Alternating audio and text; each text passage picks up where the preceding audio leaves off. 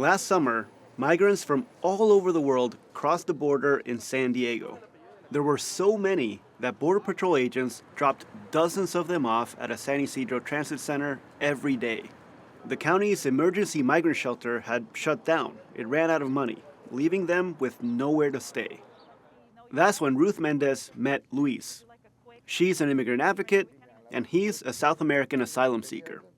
We're withholding his last name to protect him from retaliation both here and in his home country. I remember meeting Luis for the first time getting off of one of the buses that at the time was when Border Patrol was releasing people. Luis became homeless, spent a week sleeping in the airport until he found temporary housing at a local Catholic church. Still, he decided to help other migrants who struggled to find a place in San Diego.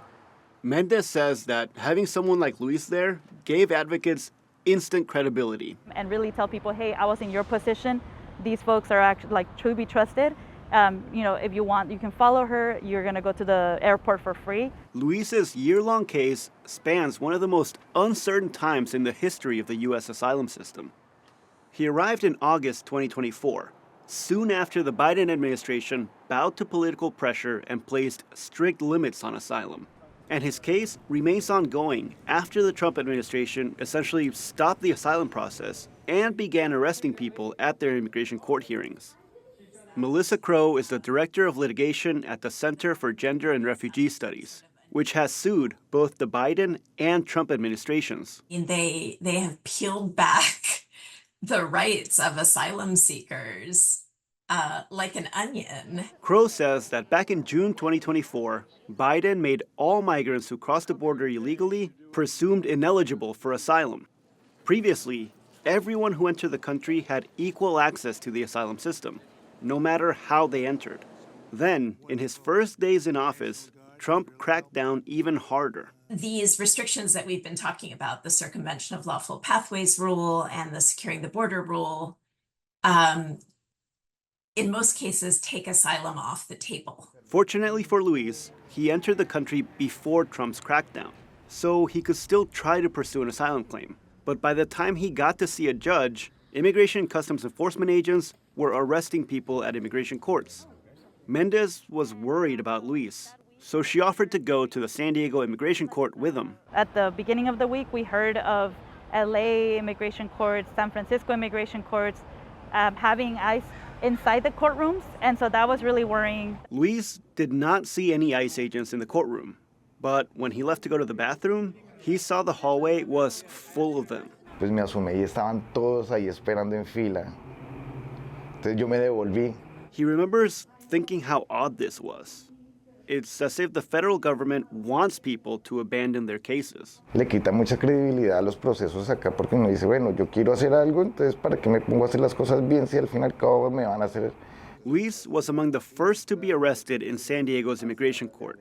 Local immigration lawyer Tracy Crowley met him at the courthouse on the day of his arrest.